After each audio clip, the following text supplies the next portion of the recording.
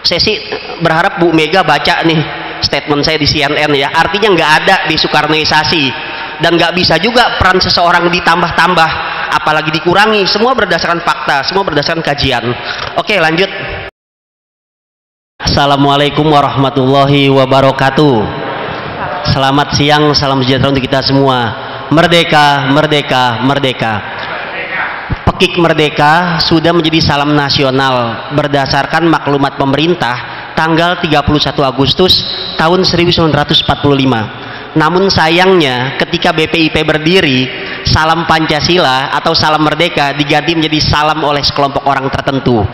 Yang saya hormati Jenderal Tiasno, Pak Nur Johan, Pak Harjo, Pak Lukman, dan segenap keluarga besar YKCB, Pak Jenderal Agus, kemudian Ibu Wakil Direktur Museum Purnabakti Pertiwi, Pak Iyo dari Asosiasi Museum, Prof. Susanto Zuhdi, guru saya, ada Pak Kukuh juga guru saya ketika menjadi pegawai negeri sipil, ada Bu Amur, ada teman-teman mahasiswa, teman-teman dosen. Kalau kita mendengar pemaparan Jenderal Tiasno dan Pak Nur Johan, yang pertama saya rasakan itu adalah memori atau ingatan. Bicara sejarah, apabila memorinya hilang, terlepas dari ingatan, maka kita menjadi amnesia. Orang yang mengalami amnesia sejarah, kalau menurut Pak Sartono Kartodirjo, itu seperti orang gila atau orang yang tidak waras. Dia nggak tahu tentang identitas dirinya. Memori ingatan itu hilang dalam narasi sejarah kita. Kemudian kekuatan imajinasi, daya baca, daya bercerita, lalu suasana kebatinan. Kita ingin agar kesadaran sejarah itu masuk ke dalam sanubari generasi muda, melahirkan generasi-generasi yang imajinatif, generasi-generasi yang literate, kemudian generasi-generasi yang bisa menghadirkan suasana kebatinan. Dari mana dia berasal? Ketika bertanya dari mana dia berasal, maka pintu masuknya adalah sejarah. Hari ini saya akan memaparkan mengenai desoehartoisasi, algoritma, dan juga pendidikan. Tapi saya izin berdiri ya, karena kalau guru harus berdiri Bapak Ibu. Ada pemaparan. Ini beda generasi, tapi frekuensinya sama. Kalau dibelah, dadanya merah putih, insya Allah Pak. Pancasilais ya, insya Allah. Saya akan menyatakan tentang desoehartoisasi. Bisa dilanjutkan slide-nya. Desoehartoisasi ini merupakan sebuah fenomena yang terjadi ketika kekuasaan mencoba untuk memanipulasi sejarah. Kepres nomor 2 tahun 2022 itu merupakan titik kulminasi yang mengkonfirmasi bahwasanya yang namanya rekayasa sejarah, pembelokan sejarah, manipulasi sejarah itu benar adanya. Dari awal, next. Oke, lanjut. Sekarang saya mau bertanya sama Bapak Ibu, kalau kita bicara Hari Pendidikan Nasional, kira-kira yang ada di kepala Bapak Ibu imajinasinya siapa kalau Hari Pendidikan Nasional? Ki Hajar Dewantara. Kalau bicara 10 November Hari Pahlawan, imajinasinya siapa yang ada di dalam kepala Bapak Ibu? Bung Tomo. Kalau kita bicara Hari Kebangkitan Nasional, yang ada di kepala Bapak Ibu siapa imajinasinya? Wahidin Sutomo Budi Utomo. Kalau bicara G30 SPKI, siapa imajinasinya? Soeharto, bisa Soekarno, bisa Letkol Untung dan sebagainya, atau 7 perwira yang gugur dan 1 letnan 1 tendean. Ini flyer yang berkembang di media sosial ketika terjadi Hari Penegakan Kedaulatan Negara. Beberapa diantaranya official, resmi dari pemerintah daerah. Kita cek flyer yang pertama, Selamat Hari Penegakan Kedaulatan Negara. Imajinasinya nggak jelas, walaupun ada burung Garuda di situ. Yang lebih parah di sebelahnya, Hari Penegakan Kedaulatan Negara, malah 6 jenderal, 1 letnan 1 yang digambarkan. Apa nggak amnesia sejarah ya? Lanjut.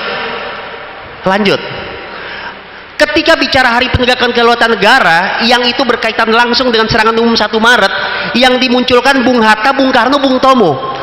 tanpa mengurangi rasa hormat kita kepada para pahlawan nasional, kepada para pejuang. Lalu muncul di sini Safrudin Prawira Negara, oke, masih bisa berkaitan. Pertanyaannya, di antara flyer yang bertebaran di media sosial dan itu resmi oleh pemerintah daerah, di mana wajah Pak Harto? Saya waktu itu japri Pak Harjo, Pak Mahfudi, saya bilang, kami asosiasi guru sejarah tidak ingin generasi muda mengalami amnesia sejarah. Kami guru punya peran penting dalam mengedukasi anak-anak didik kita agar berbicara sejarah, bicara kebenaran dan juga metodologi, itu yang paling penting. Akhirnya lahirlah flyer yang kami rilis. Lanjut, ini flyer asosiasi guru sejarah. Pak Harto, Pak Dirman, dan Sri Sultan termuat dengan gagah di dalam poster. Saya mau mengatakan dampak dari Kepres nomor 2 tahun 2022 itu sangat berbahaya dalam dunia pendidikan. Memori kita dipecah belah, imajinasi kita dikacaukan. Dan memang tidak salah sih pembuat flyer, karena Kepres nomor 2 memuat peran Bung Karno, memuat peran Bung Hatta, tapi nggak tahu di mana Bung Tomo ketika itu. Nah, ini persoalan Bapak Ibu. Jadi rasanya memang kita perlu melakukan gugatan secara intelektual oleh para sejarawan dan gugatan secara konstitusional, bahwasanya Kepres nomor 2 itu akan merusak dunia pendidikan dan akan mengakibatkan sejarah kita menjadi tergoncang karena dia tidak dibangun dari prinsip data, fakta, metodologi, kebenaran. Nah, itu yang pertama terkait desuartoisasi. Lanjut, ini statement saya ketika saya beradu argumen dengan Bu Mega. Bu Mega itu tokoh yang kita hormati tanpa mengurangi rasa hormat kita. Beliau presiden perempuan ketika Orde Baru lagi berkuasa. Bu Mega konsisten berjuang, jadi harus diakui Pak, yang berani melawan Pak Harto ketika itu secara demokrasi memang Bu Mega. Saya diwawancara oleh CNN ketika itu. Pak Sumardiansah, ini ada pendapat dari Ibu Megawati bahwasanya Bung Karno porsinya harus diberikan dalam kurikulum. Apa tanggapan Pak Sumardiansah? Saya jawab ketika itu, Bung Karno perannya sangat besar dalam kurikulum. Bicara sejarah Indonesia maka bicara Bung Karno. Kami pastikan Bung Karno ada dalam kurikulum pendidikan kita. Tapi jangan sampai kita mengulangi sejarah. Pernah terjadi yang namanya desoekarnoisasi dan sekarang polanya menjadi desoehartoisasi. Sampai kapan bangsa kita mau berdamai dengan masa lalu? Lalu saya sampaikan juga, sejarah kita itu yang disebut sejarah nasional itu dibangun dari prinsip metodologi dan juga kesepakatan. Rujukannya sejarah nasional Indonesia, bahkan Indonesia dalam arus sejarah itu clear dari mulai asal usul nenek moyang sampai pasca reformasi. Bung Karno, Pak Harto semua dimuat. Tapi masalahnya sebetulnya bukan di dalam narasi sejarah dalam konteks kurikulum, tapi bagaimana guru mengajarkan sejarah kepada siswanya, bagaimana dosen mentransfer tentang ilmu pengetahuan yang bersifat sejarah kepada mahasiswanya. 75 tahun Indonesia merdeka, kita 11 kali ganti kurikulum. Ini kurikulum yang ke-11, namanya kurikulum merdeka. Bapak Ibu tahu sejarah pernah bergeser posisinya dari kelompok wajib menjadi pilihan di SMA, lalu di SMK dihilangkan. Tapi kami berjuang, asosiasi guru sejarah, masyarakat sejarawan, perkumpulan prodi pendidikan sejarah, perkumpulan prodi sejarah, dan alhamdulillah sejarah sekarang sudah menjadi mata pelajaran wajib di SMA dan di SMK muncul. Lalu apakah perjuangan selesai? Belum. Sejarah harusnya menjadi mata pelajaran yang berdiri sendiri dari mulai jenjang SD, SMP. Dalam sistem pendidikan nasional yang dibuat dalam bentuk Undang-Undang Nomor 2 Tahun 89 itu zaman Pak Harto ketika itu. Ini bukan karena depan Pak Harjo nih saya muji-muji Pak Harto. Ini fakta ya. Undang-Undang Nomor 2 Tahun 1989 tentang sistem pendidikan nasional itu jelas. Pelajaran sejarah terbagi menjadi dua dan dia bersifat wajib. Sejarah nasional tentang keindonesiaan dan juga sejarah umum tentang dunia. Ironisnya ketika tahun 2003 kita melahirkan revisi Undang-Undang Sistem Pendidikan Nasional nomor 20 tahun 2003, frase sejarah hilang. Jadi frase sejarah tidak ada di dalam Undang-Undang Sistem Pendidikan Nasional. dia terintegrasi dalam IPS. Akibatnya apa? Porsinya tidak banyak karena harus dibagi dengan sosiologi, geografi, ekonomi. Nah, ini menjadi persoalan. Jadi kita berharap lewat dukungan para senior, para jenderal, para tokoh, dan juga generasi muda, sejarah harus menjadi soko guru dalam pembangunan. Itu kalimat Pak Sartono yang saya kutip. Oke, lanjut. Saya sih berharap Bu Mega baca nih statement saya di CNN ya. Artinya nggak ada di Soekarnoisasi, dan nggak bisa juga peran seseorang ditambah-tambah, apalagi dikurangi. Semua berdasarkan fakta, semua berdasarkan kajian. Oke, lanjut. Nah, sekarang persoalan algoritma. Bapak Ibu, generasi milenial bahkan sekarang sudah masuk post milenial. Kalau milenial itu generasi yang lahir 1977 sampai 1995. Saya milenial karena kelahiran 87, milenial. Tapi Pak, orang-orang yang lahir di atas 95 udah bukan milenial lagi, dia post milenial, sisanya kolonial ya. Tapi kolonial kan dari sisi fisik aja, tapi jiwanya nasional, nggak perlu diragukan ya. Nah, Bapak Ibu, generasi milenial bahkan post milenial, dia membacanya bukan buku, dia membacanya algoritma. Apa algoritma? Mesin pencari. Ilmu pengetahuan bukan lagi diperoleh dari buku, bukan lagi dari guru, bukan lagi dari dosen, tapi dari mesin pencari. Klik Soeharto, muncul Bret. Klik Jenderal Tiasno, muncul. Sumardiansah, muncul. Pak Dirman, itu muncul. Bapak Ibu bisa bayangkan ketika ilmu pengetahuan semua dikendalikan oleh robot, oleh mesin pencari. Lalu di mana posisi ilmu pengetahuan yang itu sebetulnya berpijak dari buku? Nah, ini menarik. Saya akan sampaikan. Lanjut, Pak. Jadi algoritma. Ini perdebatan Elon Musk dan Jack Dorsey. Elon Musk itu yang punya industri perang militer di Amerika, dan juga dengan Jack Dorsey, bos Twitter. Perdebatan ketika bicara algoritma. Algoritma yang sekarang muncul di internet itu sifatnya home. Home itu artinya kita klik satu kata kunci maka muncul riwayat. Nah, tergantung kita memilah dan memilih riwayat mana yang mau kita ambil. Jack Dorsey itu mengusulkan sistemnya bukan lagi home tapi update, sehingga ke depan yang muncul dalam mesin pencari itu bukan riwayat lagi tapi berdasarkan berita-berita terbaru, berita-berita yang populer.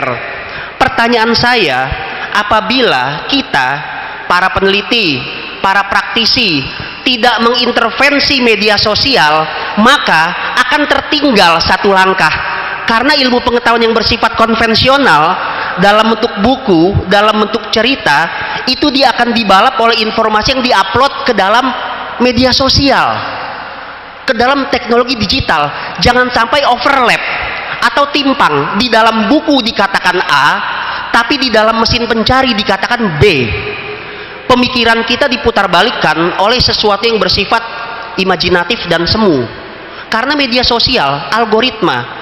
Saya cukup mempekerjakan 5 orang, Pak Harjo. Saya kasih laptop, saya kasih komputer, mereka bisa bekerja.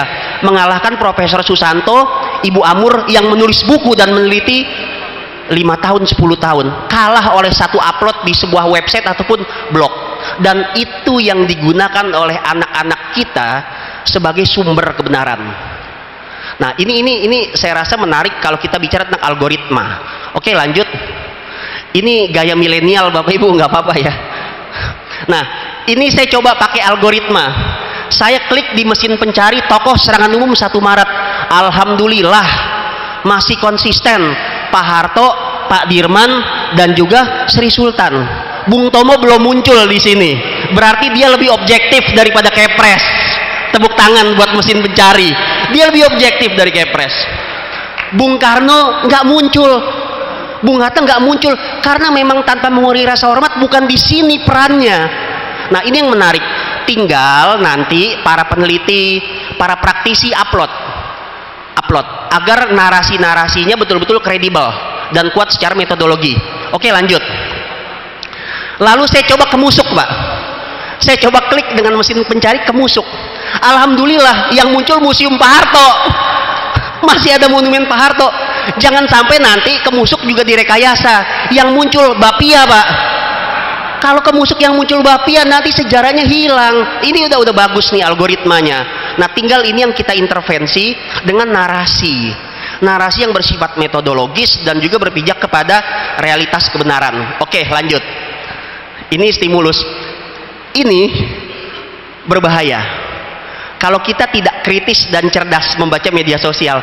Saya, Pak, mencoba mengklik pengusulan Soeharto sebagai pahlawan nasional. Kan waktu itu rame di ILC. Ternyata di media sosial nggak rame, Pak. Kecuali statement dari Nurdin Halid, Partai Golkar, yang dimuat oleh Tempo. Sisanya nggak ada pengusulan Pak Harto sebagai pahlawan nasional. Malah yang muncul akhirnya Soeharto jadi pahlawan nasional. Ayo. Ternyata Prof. Santo, Soeharto yang dimaksud bukan Maijen Soeharto, bukan mantan Presiden RI, tapi Dr. Soeharto, dokter pribadinya Bung Karno. Sehingga algoritma Dr. Soeharto ketika dia menjadi pahlawan nasional itu lebih banyak mendominasi media sosial. Sehingga apabila kata kuncinya Soeharto pahlawan, itu lebih banyak Dr. Soeharto. Lalu kita maunya apa? Kita maunya algoritmanya pahlawan, Dr. Soeharto, dan juga Jenderal Soeharto. Karena itulah kebenaran sejarah. Nah, ini tugas berat, Pak. Kita nggak mau membuat buzzer, nggak, itu oknum itu. Kita mau mencari orang-orang yang melek teknologi agar ilmu pengetahuan yang bersifat konvensional bisa masuk ke dalam dunia teknologi. Jadi kalau siswa kita nggak ngerti, Pak, Bapak bayangin, Pak, anak SD, anak SMP, anak SMA, dia salah baca, jangan-jangan imajinasinya Pak Harto ya ini mukanya, orang ini Dr. Soeharto kok, bukan Jenderal Soeharto. Nah, contoh. Oke, lanjut. Sekarang pendidikan. Oke, lanjut. Dunia pendidikan itu tidak lepas dari kurikulum. Saya alhamdulillah melanjutkan perjuangannya Prof. Santo nih. Prof. Santo dulu di tim pengembang ketika masanya Pak Anuh, lalu Pak Anies menjadi menteri, saya masuk sebagai tim revisi. Jadi memang kurikulum itu menentukan informasi apa yang disampaikan di dalam ruang kelas. Karena kurikulum itu kesepakatan nasional. Dan itu by design. Kurikulum itu rawan diintervensi oleh kekuasaan. Kalau Bapak Ibu ingat penghilangan frase PKI dalam konteks peristiwa 65 itu juga hasil pergulatan dan kesepakatan kurikulum. Salah satunya melibatkan sejarawan terkenal dari UGM. Waktu kami menyusun kurikulum periode 2014-2017 muncul lagi persoalan tentang PKI. Perdebatan mengenai apakah orang-orang kiri mengambil peran dalam pembentukan republik atau tidak. Jika memang fakta sejarah menyatakan orang kiri terlibat, lalu apakah suasana kebatinan masyarakat masih menerima? Bagaimana dengan konstelasi politik? Nah, tapi akhirnya kalau kita bicara kurikulum, maka yang menjadi landasannya adalah pendidikan. Kita menjaga suasana kebatinan masyarakat dan juga perspektif moral. Sehingga frase PKI atau frase komunis atau frase orang kiri itu memang dinyatakan tidak dimasukkan secara formal karena sangat berbahaya, menimbulkan gejolak politik, dan setiap tanggal 30 September nanti kita ribut terus sesama kita gitu loh. Nah, ini jadi persoalan. Jadi memang kurikulum itu merupakan hal yang strategis karena rawan diintervensi oleh kekuasaan. Lalu guru juga penting, Pak. Guru salah membaca referensi, dia salah mengajarkan kepada anak didiknya. Itu baru persoalan sumber, belum persoalan metode pengajaran. Rasanya kita sudah ke Museum Purna Bakti. Mungkin guru-guru di Jakarta Timur kalau mengajar sejarah tentang Pak Harto, nggak usah di kelas deh, nggak usah pakai metode ceramah, ajak aja ke Museum Purna Bakti. Ini ada banyak koleksi, jadikan ini sebagai laboratorium ilmu pengetahuan. Tapi Bu, harus terbuka untuk sekolah. Kalau bisa diundang, difasilitasi transportnya, karena nggak boleh narik iuran kepada anak-anak. Nah, jadi tolong rangkul guru-guru di sekitaran Taman Mini agar mereka bisa masuk dan belajar proyek di museum ini, sehingga nanti mereka mengenal Pak Harto, mengenal Ibu Tin, mengenal Indonesia secara lebih utuh. Nah, itu aspirasi dari Asosiasi Guru Sejarah ya. Oke, lanjut. Ini buku sejarah. Prof. Santo, Bu Amur pernah nulis juga buku sejarah. Saya nggak mau buka-bukaan di sini. Tapi intinya Bapak Ibu kalau punya anak, jangan hanya maksa nilai matematikanya 100. Apalagi Bapak Ibu kebanyakan guru sejarah, tolong dibuka bukunya, dibuka buku sejarah yang dipelajari oleh anak-anak kita. Kalau hari ini kita bicara tentang kemusuk, pertanyaannya, peristiwa kemusuk yang menjadi rangkaian dari serangan umum masuk nggak tuh di buku-buku sejarah? Diajarkan tidak oleh guru-guru sejarah. Bagaimana dosen-dosen di perguruan tinggi? Apakah pernah mengajarkan kemusuk? Kalau memang tidak ada di dalam buku, berarti tidak diajarkan, Pak. Kalau tidak diajarkan, bagaimana generasi muda mengenal tentang sejarah kemusuk yang menjadi rangkaian dari peristiwa serangan umum? Soal kemusuk itu bukan soal tempat lahirnya Pak Harto. Kita kemarin datang ya ziarah, ternyata persoalan kemanusiaan. Karena orang-orang tidak berdosa dibantai oleh penjajah dalam konteks mencari siapa biang kerok dari serangan umum. Dan betul sekali kalimatnya Pak Nur Johan, Pak Harto gugur sebagai bunga bangsa. Rakyat-rakyat, Pak Harto gugur, astagfirullahaladzim, salah. Maksudnya Pak Harto ketika melakukan serangan umum, lalu yang menjadi martirnya adalah rakyat kemusuk, maka rakyat kemusuk menjadi perisai bagi Pak Harto. Dan alhamdulillah Pak Harto lolos dari maut ya Pak. Nah tapi pada akhirnya Pak Harto gugur juga, bukan hanya gugur secara biologis, tapi gugur di dalam Kepres nomor 2 tahun 2022. Oke lanjut, ini buku sejarah. Nah ini rujukan utama sejarah nasional Indonesia, dan ini Indonesia dalam arus sejarah. Nanti silakan dicek, saya nggak mau menggarami air laut, ada para sejarawan senior. Apakah peristiwa kemusuk itu masuk dalam SNI dan IDAS? Lalu kita bisa melihat perspektif apa yang digunakan untuk melihat serangan umum dan juga melihat mengenai perannya Pak Harto, termasuk perspektif sejarah pada umumnya. Nah ini menarik untuk bahan analisis. Makanya kalau saya masuk ke kampus, saya arahkan mahasiswa S1, S2, S3 untuk meneliti mengenai analisis konten pada buku teks, baik dari sisi tokohnya ataupun peristiwanya. Dan juga Bapak Ibu, terutama Pak Lukman nih, Pak Harjo, sebaiknya keberimanan kita kepada sejarah bukan hanya diceritakan atau menjadi romansa, tapi betul-betul dijalankan secara metodologis. Maksudnya apa? Ya anak-anak kita dipaksa dong atau diarahkan kuliah sejarah, masuk pendidikan sejarah. Ini kadang kita nggak beriman Pak.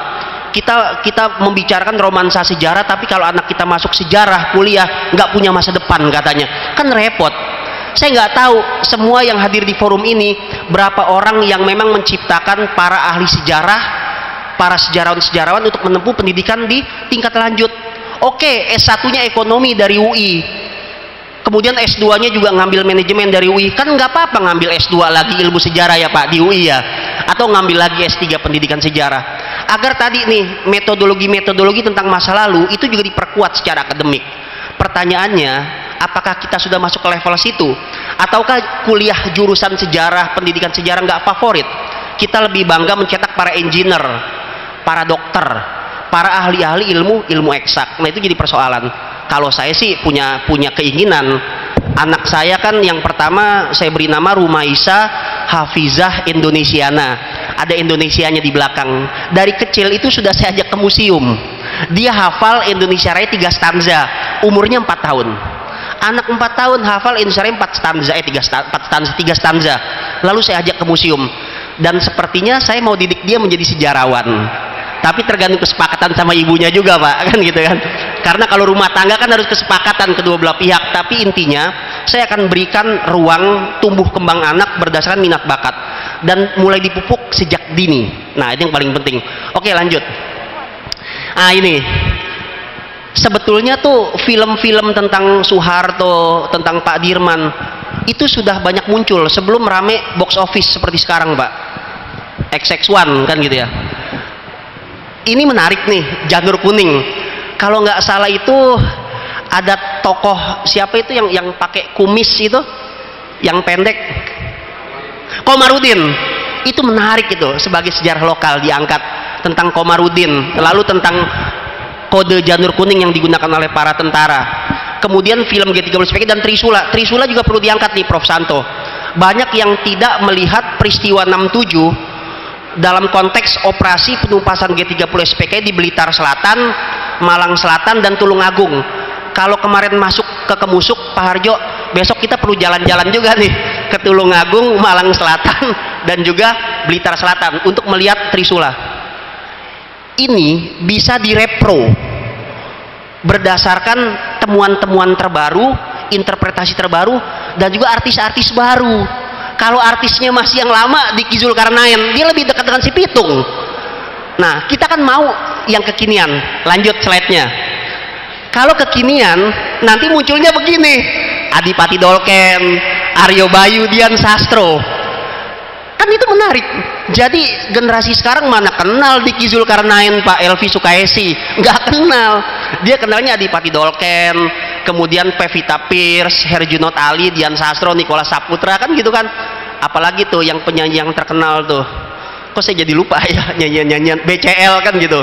Nah, atau seperti ini Pak, yang dibuat oleh Pak Hasim untuk mengenang peristiwa Lengkong yang muncul dalam film trilogi Merah Putih, Hati Merdeka, Darah Garuda. Jadi pemanfaatan media film secara populer itu juga bisa menarik pemikiran generasi terhadap sejarah.